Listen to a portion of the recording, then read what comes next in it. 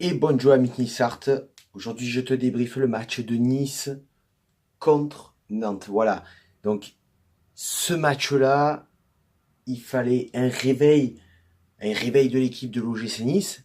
D'une part, par rapport au match qu'on a fait contre le Lokomotiv de Moscou, qu'on n'aurait pas dû perdre, où le match retour s'annonce difficile. Donc, du coup, le match, je l'attendais comment? Déjà, d'une part, je l'attendais comme ça. Au début de match, déjà pour commencer, et puis je pensais qu'en fin de match, ça allait être ça.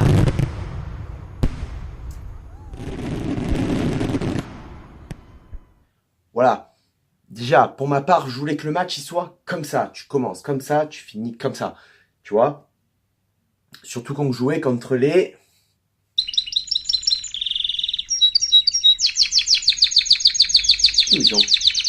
On jouait contre les Canaries. On jouait contre les Nantais.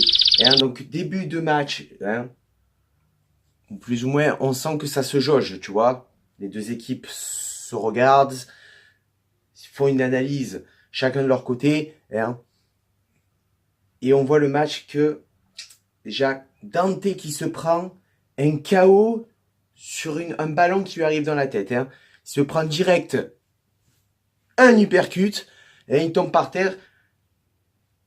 Il a du mal à se relever, mais pourtant, à la 5e, donc quelques minutes après, qu'est-ce qu'il fait? Sur un centre de l'Esmelou, avec un ballon mal dégagé, un ballon flottant, il arrive à mettre son but, El Comandante qui donne l'avantage à l'OGC Nice. Déjà, on commence très bien le match, au bout de 5 minutes, c'est parti. Voilà, tout au long du match, au bout de 10 minutes, un quart d'heure, on sent qu'il y a de l'intensité des deux côtés, des deux côtés. Ça attaque du côté de Nice, ça revient du côté de Nantes. Là où ils nous ont fait très mal en première mi-temps, c'est sur quoi? Sur le côté gauche. Sur le côté gauche, il y avait beaucoup d'attaques des Canaries. Beaucoup d'attaques. Et c'est là où ils nous ont fait quand même plutôt mal. Mais d'un autre côté, tu vois derrière, après tout ça, une frappe de Pléa qui atterrit sur le poteau. Chaque occasion de Nice, c'est les Nantais qui tremblent. Chaque occasion de Nice, il y a dangerosité. Il y a une dangerosité. Ça fait beaucoup de va-et-vient au milieu de terrain, tu vois, entre les deux équipes. Et là, à la 27e minute, comme sur les 3-4 derniers matchs qu'on fait en ce moment, on fait une erreur défensive dans la surpasse de réparation.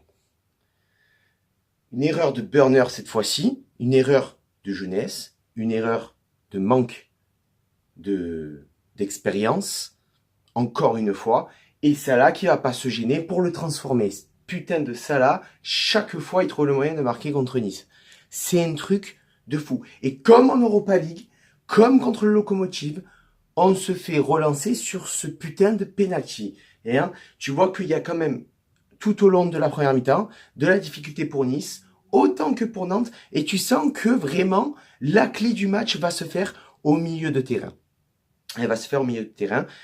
Sur ce, quand même, on voit que l'OGC Nice domine plus ou moins cette première mi-temps, et on voit que les deux équipes, quand même, se tiennent à niveau, et surtout, on voit qu'elles sont proches au classement, que ça joue la 5e place à la fin du championnat. Tu le vois direct. Donc après, on reprend quoi? Retour de vestiaire. À un moment donné, tu te dis, bon, les erreurs défensives, c'est fini. Les erreurs défensives, c'est fini maintenant! Ah non, t'en as marre de te prendre des pénaux, t'en as marre de te prendre des coups francs à la con comme contre le Lokomotiv de Moscou. Donc maintenant, Tu te reprends, tu travailles ça à l'entraînement! tu vois? Donc voilà. Du coup, on reprend la seconde période. Très très bien. Grosse possession de balle. On attaque. ça se passe plutôt bien. Malgré tout, tout au long de la deuxième mi-temps, on n'arrive pas à élever le niveau de jeu. On n'arrive pas à surclasser les Nantais. Pourtant, le match est à notre portée. Le match est à notre portée. Quand même, à la 71e minute, 12 corners pour l'OGC Nice quand même. 12 corners, qui veut dire 12 occasions de but, et que t'en as pas un qui fait mouche. Sachant que tu sais que Nantes a du mal sur les sessions de jeu à coup de pied arrêté. Ils prennent beaucoup de buts sur ça. Tu sais que c'est leur faiblesse, tu sais que tu peux y aller. Malheureusement, sur 12 corners, je sais pas combien il en tire série, mais alors lui, il faut qu'il arrête de tirer les corners au premier poteau, souvent proche de la sortie, dont un qui fait sortir carrément, donc même pas d'occasion de but, rien. Dans la série, il faut vraiment, je comprends pas Lucien Favre au niveau de série, au niveau de Pléa. Je ne comprends pas pourquoi il continue à les mettre titulaires. Un électrochoc, on arrête avec ces deux joueurs. Il faut leur faire comprendre que Seri, par rapport à l'année dernière, il n'est plus indispensable à l'équipe. Loin de là.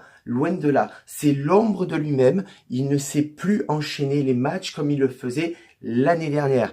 Du coup, entrée de Srarfi à la place de Ballot. Moi, personnellement, je l'aurais fait rentrer à la place de Pléa. Pourquoi? Parce que déjà, Pléa, il n'a pas fait un match exceptionnel, encore une fois, mais surtout qu'il avait un carton jaune.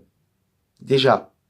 Et au niveau de l'intensité du match, j'aurais préféré qu'il fasse sortir Pléa. Au final, bon, ça s'est pas fait. Ensuite, entrée de Cyprien à la place de Seri, que je trouve très logique, parce que Seri n'a rien fait. Il n'a rien fait. Au final, ces deux changements-là n'ont rien apporté au match de plus. À part le fait que le jeu se jouait au milieu de terrain et que la clé était à ce niveau-là et qu'on n'a pas su exploiter cette possibilité-là. On n'a pas su exploiter cette possibilité-là. Voilà. À part en fin de match, une tête de Lesmelou sur un corner de Cyprien qui aurait pu faire mouche, suivi derrière d'une frappe de Racine Colli que j'ai vu dedans honnêtement. Voilà. Fin du match où l'OGC Nice arrive à élever le jeu, mais malheureusement, il est trop tard. Maintenant, on met fin à une série de 4 défaites d'affilée. Le réveil, il va se faire quand? Il va se faire jeudi. Non, il va pas se faire à quand? Il va se faire quand? Allez, à un moment donné, suis le débrief. Il va se faire quand? Il va se faire jeudi à Moscou. Et là, bébé, il va falloir que tu me sortes les coronesses. Tu me sors les coronesses et on va voir si par moins 15 degrés, tu vas avoir le chibre de Balotelli. Tu vois, on va le voir là et la réaction, elle va se faire à ce moment-là du match. À ce moment-là du match, il y aura réaction. Et c'est là qu'il va falloir tout donner. C'est là qu'on va voir quel est le joueur qui mouille le maillot, quel est le joueur qui a l'amour du club. Quel joueur n'a plus sa place, vraiment? Quel joueur doit partir au mercato d'été? Quel joueur on doit sanctionner? À ce moment-là, il va falloir trouver les solutions. Donc sur ce, Amic Nissart, on se retrouve jeudi pour le débrief du match Lokomotiv Moscou, OGC Nice. Sur ce, ciao viva, la Bayeta et Issa Nissa.